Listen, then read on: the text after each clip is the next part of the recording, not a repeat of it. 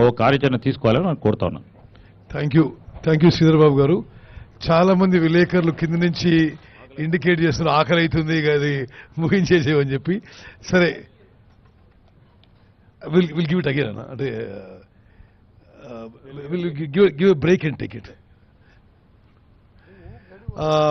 విలేకరు మిత్రులకి నేను ఒక 2-3 మినిట్స్లో బేసికలీ సమరైజ్ చేస్తాను. ఆ తర్వాత మనం బ్యారేజ్ విజిట్ కూడా చాలా ఇంపార్టెంట్. ఈఎన్సీ గారు ఆ మీడియా కూడా ఆ బ్యారేజ్ విజిట్కి పర్మిట్ చేయండి. ఎక్కడి వరకు అయితే సేఫ్టీ లిమిట్స్ ఉండో అక్కడ వరకు పర్మిట్ చేయండి. వాళ్ళు కూడా విజువల్స్ తీసుకోవాలి. ఆయన సరే, 2-3 విషయాలు. ఒకటి, ఈ Medigadda barrage, Annaram barrage, Sundilla barrage ఏ విధంగానైతే మొత్తం కాళేశ్వరం ప్రాజెక్టులో మేము గత 4-5 ఏళ్ల నుంచి ప్రతిపక్షం నుంచి మేము చెప్తున్న విషయాలు నిజమైనవి.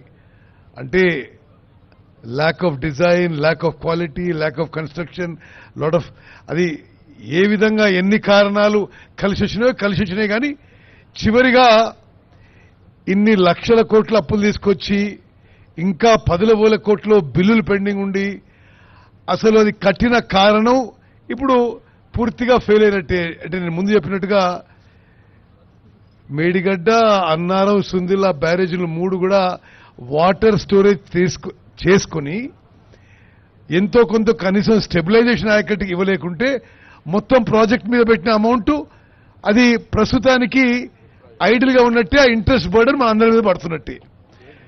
నేను రెండో విషయము, నేషనల్ ప్రాజెక్ట్ విషయంలో గతంలో ఈ ప్రభుత్వాన్ని అడిగినప్పుడు మేము నేషనల్ ప్రాజెక్ట్కి అప్లై చేసినాము అని చెప్పినారు.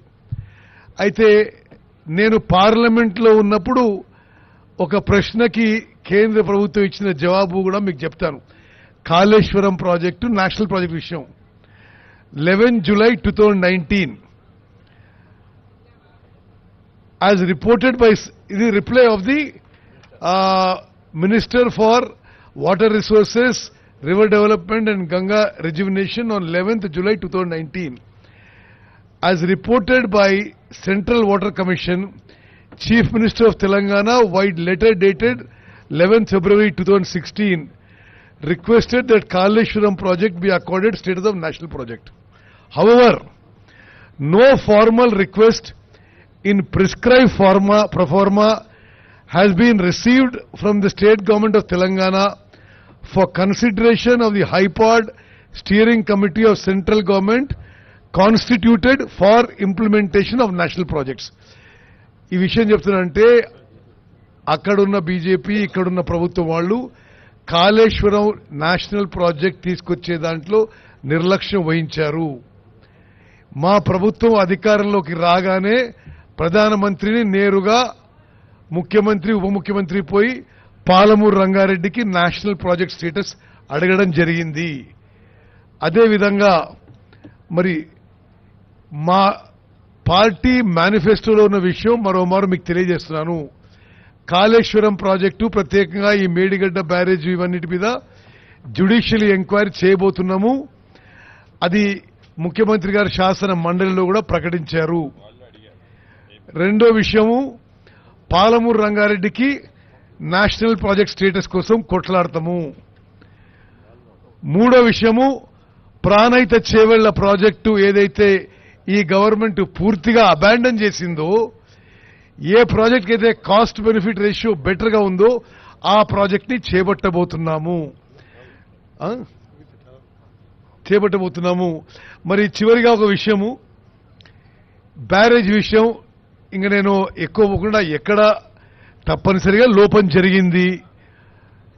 ఇప్పుడు నేను ఇది అయినాక, నేను ఇరిగేషన్ మంత్రి అయినాక నేను సరే బ్యారేజీలు స్టడీ చేస్తున్నా.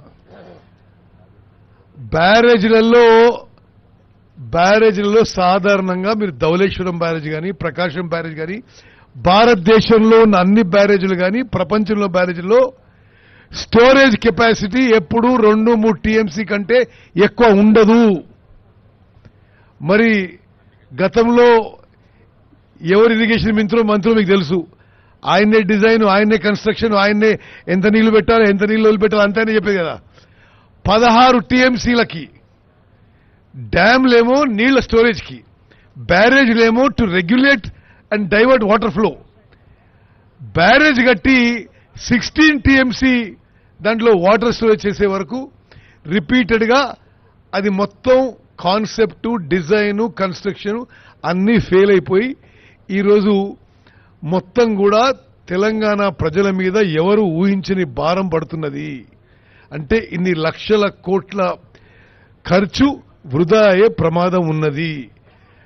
ఈ విషయాన్ని కూడా యావత్ తెలంగాణ ప్రజలకు తెలియజేస్తూ ఈ విషయంలో మరి ఏ విధంగా ముందుకు పోవాలనో ఇప్పుడు ఈరోజు మన దృష్టికి వచ్చిన విషయాలు, అదేవిధంగా నిపుణుల అభిప్రాయం తీసుకొని జ్యుడిషియల్ ఎంక్వైరీ చేస్తూ అదేవిధంగా మేము మా ప్రభుత్వం ముందుకు పోతుందని చెప్పి మీ అందరికీ మనవి చేస్తూ ఈ ప్రాణహిత చేవెళ్ల కాళేశ్వరానికి మార్చడంలో నిస్సందేహంగా అది నీటి లభ్యత ఇతర విషయాల కంటే రాజకీయ కోణం, ఇతర కోణమే ఎక్కువ కారణం అని చెప్పి మా సందేహం ఇప్పుడు అది క్లియర్ అయిపోయింది. ఓకే మిత్రులారా, ఇది ఈరోజు ఈఎన్సీ గారి ఇతర ప్రశ్నలకి కూడా వారు రాసుకొని మళ్ళోసారి రివ్యూను రైటింగ్లో పంపించమని చెప్తాం. ఎందుకంటే ఇప్పుడు మనం లంచ్ బ్రేక్ తీసుకొని 15 మినిట్స్లో మేడిగడ్డ బ్యారేజ్ బయలుదేరదాం. ఆడికి పోయి మళ్ళీ వచ్చి హెలికాప్టర్లో అన్నారం బ్యారేజ్ పోయి అది చూసి హైదరాబాద్ పోవాల్సింది. కాబట్టి మేము ఇప్పుడు అంటే ఎక్కువ సమయం ఇంకా ఉండలేకపోతున్నాం. ఎల్ఎన్టీ వాళ్ళు వచ్చారు, నవయోగ వాళ్ళు వచ్చారు, ఆఫ్ఘాన్ వాళ్ళు వచ్చారు. వాళ్ళకు కూడా వాళ్ళు మాట్లాడే సమయం ఇవ్వలేకపోతున్నాం. మీరేమైనా మాట్లాడుతూ ఉంటే ఒకటి రెండు ముఖ్యమైన ఇష్యూస్ చెప్పండి, దెన్ విల్ క్లోజ్ ఇష్యూ. చెప్పండి. ఏది? ఎస్. ఎందుకు తప్పనిసరి సాధ్యమయ్యే పని, తప్పనిసరి సాధ్యమయ్యే పని తప్పనిసరిగా ఇమీడియట్గా ఆదేశిస్తాం.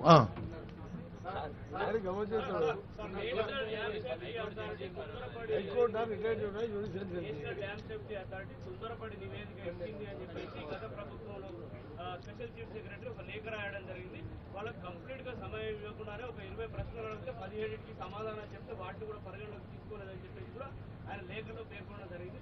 ఇవన్నీ తొందరపాటు చర్యగా ఆయన అభివర్ణిస్తూ కేంద్ర ప్రభుత్వం అంటే నేషనల్ డ్యామ్ సేఫ్టీ అథారిటీ తొందరపాటుగా నివేదిస్తున్నారు. దీనిపైన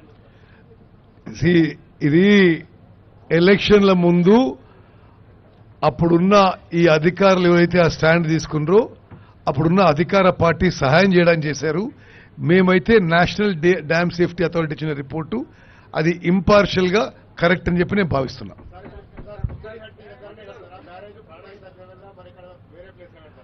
ప్రాణహిత చేవళ్ల ప్రాజెక్టు తుమ్మడిటి ఫస్ట్ ప్రయారిటీగా ఒకసారి రీఎగ్జామిన్ చేసి ఆ పనులు మొదలు పెడతాం.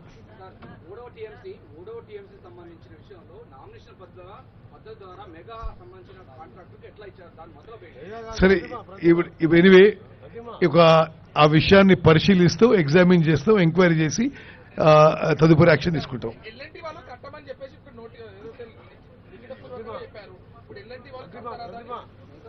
సరే అది ఈరోజు ఈ పత్రికా సమావేశంలో చెప్పే విషయం కాదు. మేము అందరితో చర్చిస్తున్నాం. ఒక సరి అయిన దాన్ని అవుట్కమ్ వస్తుంది. దానికి వచ్చారు కదా వాళ్ళు వచ్చారా? ఇక్కడ ఇవన్నీ అదే తుమ్మడేటి దగ్గర నీళ్లు ఉన్నాయని వ్యాప్కోస్ రిపోర్ట్ ఇస్తుంది. అదే వ్యాప్కోస్ అలా నీళ్లు లేవని తర్వాత ఇస్తారు. ఇది సరే నేనుంటున్నా, మాకున్న అవగాహన మాకుంది. మేము కూడా గతంలో ప్రభుత్వంలో ఉన్నాము.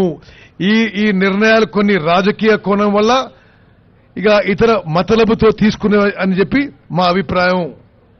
ప్రజలు మాకు మ్యాండేట్ ఇచ్చారు. ఇవన్నీ ఇరిగేషన్ శాఖని సరిదిద్దుతో ప్రక్షాళన చేస్తామని చెప్పి నేను మనం చేస్తున్నాను.